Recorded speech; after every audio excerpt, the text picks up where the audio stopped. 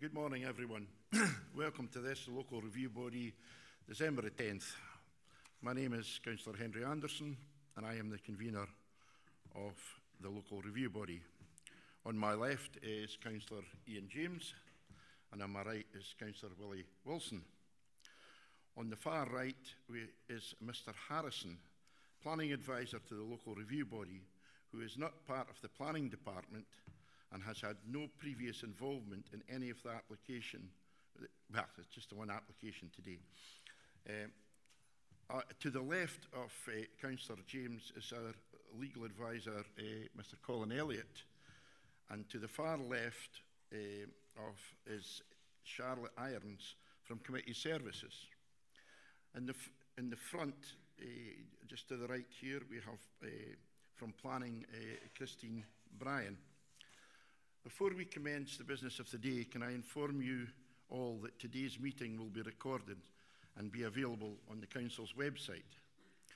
Also, the House rules that all electronic devices be either switched off or on silent mode. There are no fire drills scheduled for today, so if the alarm sounds, please make your way to the nearest fire exit and out of the building. Before we go into the business, can we, hold on, pardon? Yes. Is there any declarations of interest in the business before us today? No. And can we then go to the minutes of the meeting of the review body of the 12th of November, 2019? Yeah, you might content to note these meetings? Yeah. Okay.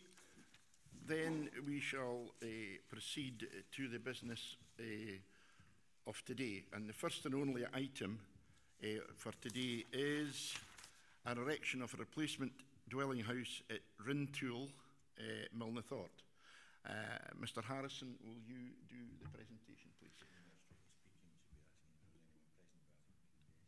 Yeah, I think, yes, yes. Yes, we have the applicant. Yes, right. Mr. Harrison, can you? Thank you, Convener. The presentation. As you say, this is a detailed planning application for the erection of a dwelling house at Rintoul by Milnathort. The application site, excluding the access track, extends to some 0.35 hectares and contains a former farmhouse of traditional design and materials. Access is from a private track. The proposal is for an elongated two-storey building of contemporary design on the site of the farmhouse. Externally, it would have extensive areas of glazing, timber cladding and stonework on the long south-facing elevation. Only the upper level of the building would be seen from the rear. Internally, the accommodation would mainly comprise an open-plan kitchen, dining and living area and an office study on the ground floor. 4 bedrooms and a study workshop would be formed at first floor level. In addition, a double garage would extend on the eastern side. Now, I'll just take you through the photographs, although I appreciate, of course, you've been on the site visit, but just to remind you, you might like to have page 89 for the location plan and site plan. And of course, the plans of the existing house and the proposed house are on pages 71 and 72 respectively. You might notice that these are at different scales, just to draw that to your attention. The general sequence of the photographs will be the access track, then the landscape context, and then the existing former farmhouse building. So this is, you say, the entry onto the public road and the access track, which would be leading up to the application site, the main part of the application site, I should say. So as you can see from the arrows, this is the general, shall we say, direction of travel as we go. So as it were, going up the track, we get into more open ground, having gone through an area of relatively young woodland. And as you see, we're looking up the hill now towards the building itself. And as it were, we carry further up the track, and we start to look across to adjoining ground. This is now looking towards the east, and then swinging round, to say, following the direction of the arrows in general, we swing round to the right of that, and we're looking across more towards Loch Leven. That's in a southeasterly direction. And then again, swinging round to the right of that, we're looking in a southerly direction. And this is, generally speaking, looking across the foreground here, which is part of the applicant's land. And then swinging round to the right again of that, we look across in a southwesterly direction. And then finally round again to the right of that, and we're just catching the front elevation, or part of the front elevation of the farmhouse here. We're looking towards Tooking House and the steading. So swinging round to the right of that again, we have the south-facing elevation of Rintoul, and as it were, moving slightly to the right of that yet again, hopefully. It doesn't seem to want to go, but let's see. It seems to have frozen, unfortunately.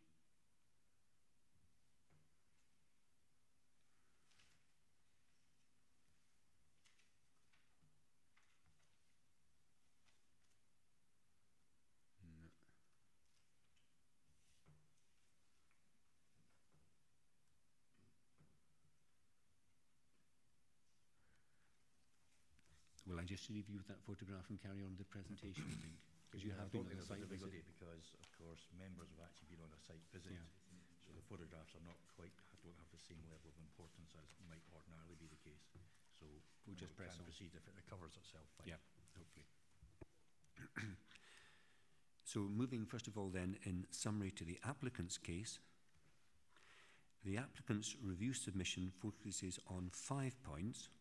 First, it's noted that the officers find the scale, materials, contemporary design reflective of the neighbouring earthship buildings to be acceptable within this landscape setting. Secondly, the applicant's structural engineer's report concludes that, and I quote, there is very little of the existing building that is adequate for reuse and therefore capable of renovation at an economic cost. Following on from that, following the decision, a further study has been carried out by a conservation architect which details the potential costs of renovation/reinstatement to meet the modern standards required by the applicant, his family and his business. This cost is identified as some £3,600 per square metre in comparison to some £1,400 per square metre as an average new build cost. The applicant envisages a comparable cost of £950 per square metre for his proposal. The applicant is not in a financial position to undertake a renovation which could place his farming and associated businesses at risk. It is noted that the previous planning permission to renovate and extend the house has expired.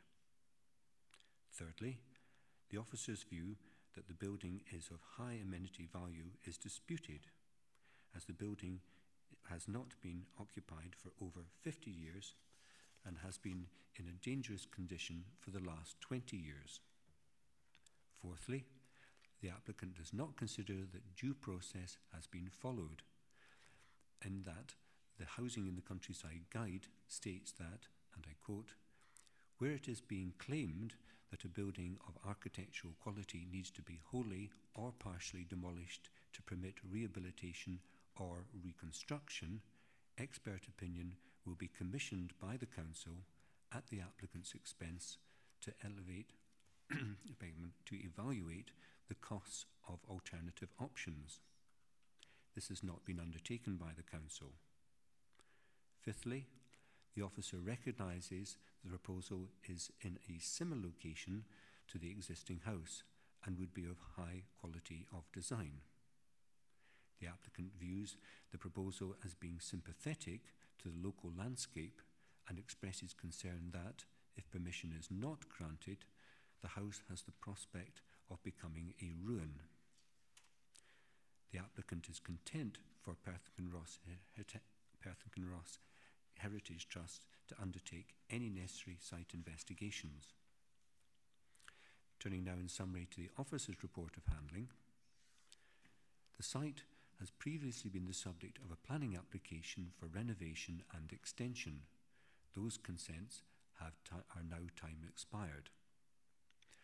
This proposal falls to be assessed against the current Local Development Plan Policy RD3, and I'll comment on that later, and the associated Housing the Countryside Guide 2014. Specifically, it falls to be assessed in relation to criteria concerning the renovation or replacement of houses. This criteria states that, and I quote, restoration rather than replacement will be favoured where the building is of traditional form and construction, is otherwise of architectural merit, makes a positive contribution to the landscape, or contributes to local character. This is a traditional building in terms of its design, form and construction. It is also considered to be of architectural merit and is seen as making a positive contribution to this part of the Ochil Hills Special Landscape Area. The location is seen as being prominent and highly visible within this sensitive landscape, which is characterised by farmsteading buildings of a traditional design. The quality of the proposed contemporary house design, scale and recess into the slope is in itself acknowledged. However, this is not seen as justifying the loss of a similarly high quality traditional building to the detriment of the character of this locality. The structural report submitted with the application is noted, but it is not assessed as demonstrating that the condition of the building is such that it is incapable of being restored and is beyond economic repair. Consequently, the proposal is not considered to comply with Local Development Policy RD3 and Housing in the Countryside.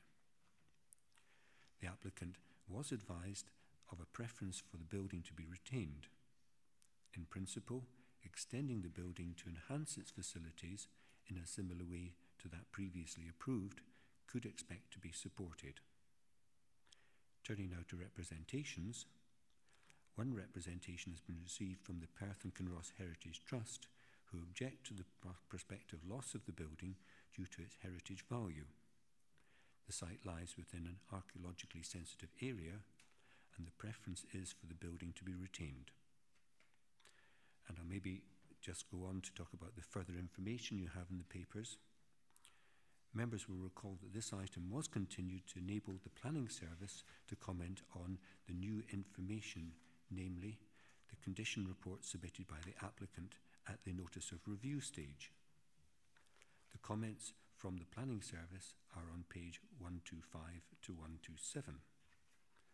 The applicant has provided a further response to this and is including a further report entitled Economic Viability Statement.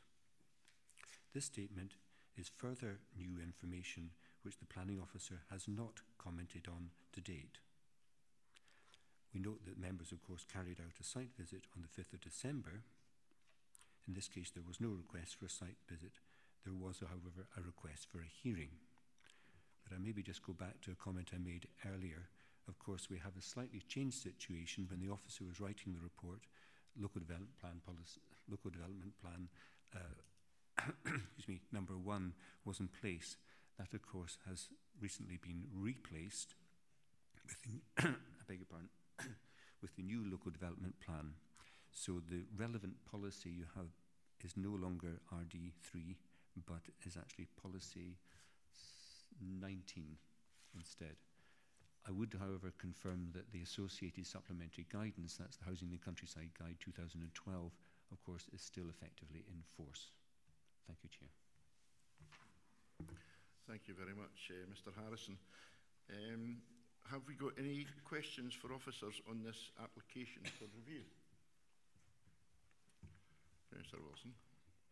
Thanks, Convener. Good morning. Just to go back to the point made by the applicant, Mr. Harrison, about the process in considering all the information that we've got before us. I just want to clarify one or two things.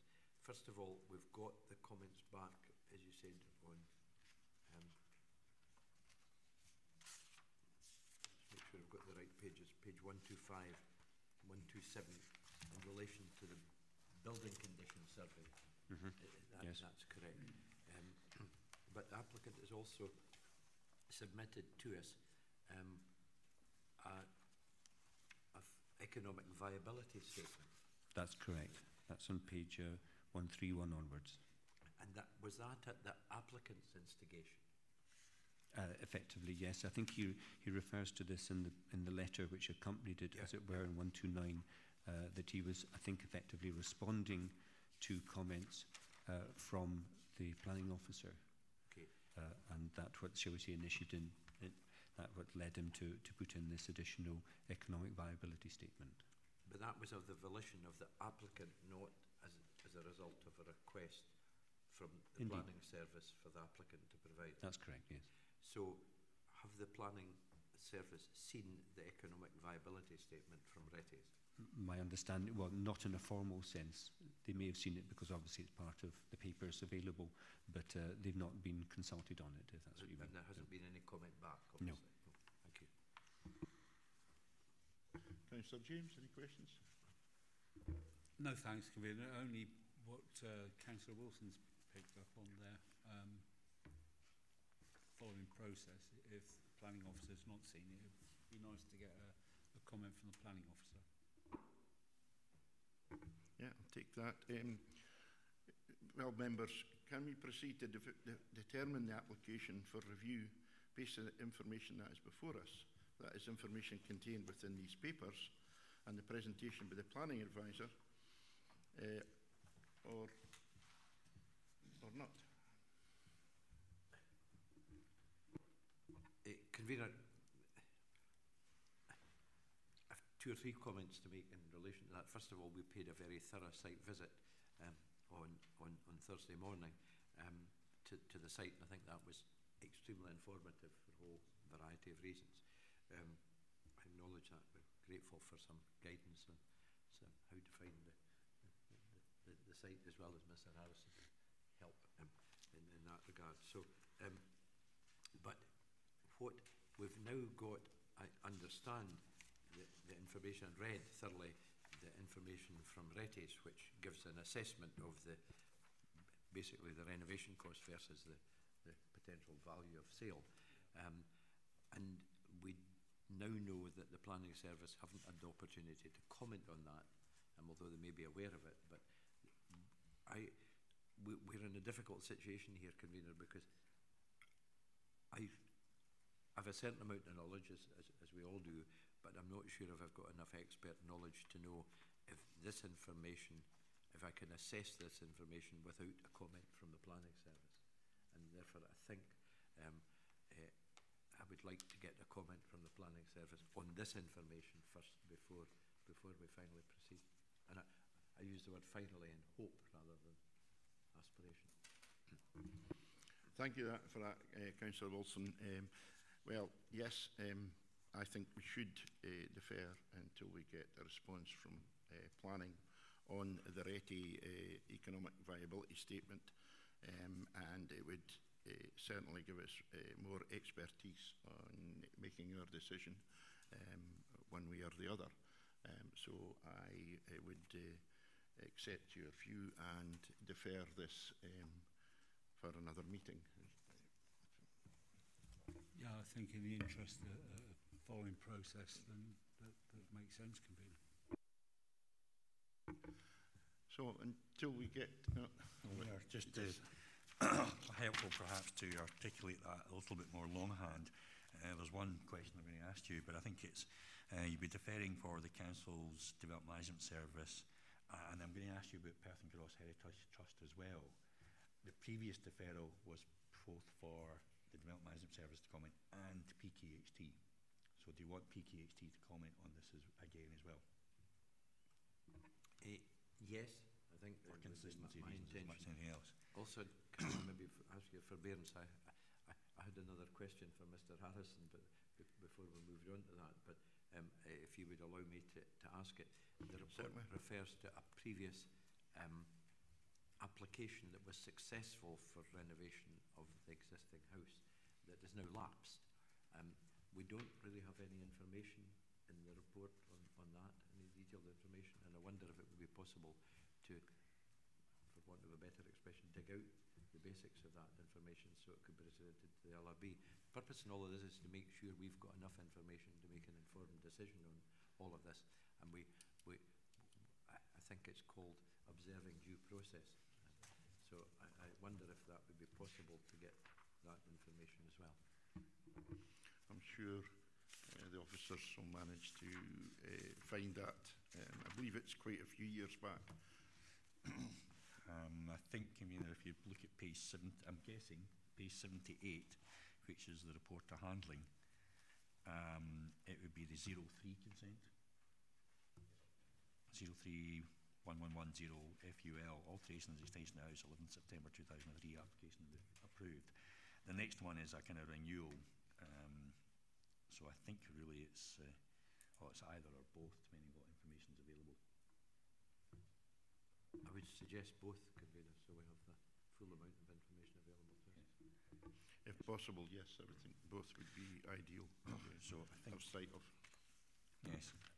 I'm just writing this out, convener. So it's to fair for, firstly, the council's development management service and Perth Kinross Heritage Trust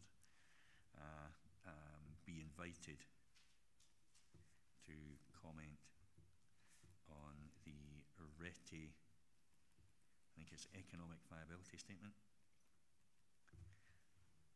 which I think is dated, remember right, 11th November of 19. And secondly,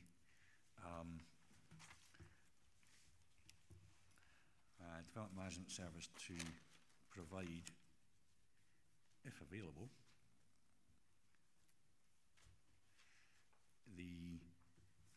I think it would be, correct me if I'm wrong, on each of the 03 and 08 applications, it would be the decision notice, the report of handling and the plans. Would that be, I don't want to be looking for a lot, but if it's particularly... I think that would be sufficient information for us Yes. to allow us to proceed. Yeah. Okay. Yeah, I think we need the plans, definitely. Yeah, need the plans. probably, I'm guessing that the plans are the most critical to you. Yes. Yeah.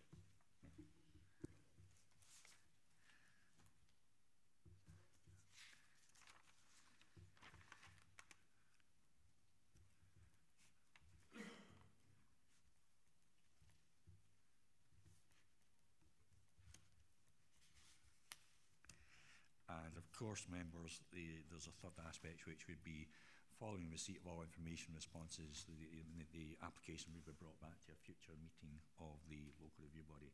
I know the applicant's sitting there, but he'll be aware under the LRB regs that he'll have the opportunity to comment on what's received, and then it comes back. Okay? Yes, that's. I think that's. In procedural terms, am I correct, convener, that it would, having been the three of us who went on the site visit, we need to make sure we heard the next stage. Next stage of the process would require Councillor James, Councillor Wilson and myself, Yes. Councillor Anderson, to be here for that. It wouldn't be in the minute, but we'll make sure that's arranged. Thank you. That's it for today. We'll wait and see what responses we get, and we'll see you back at once a date has been sorted out for LRB.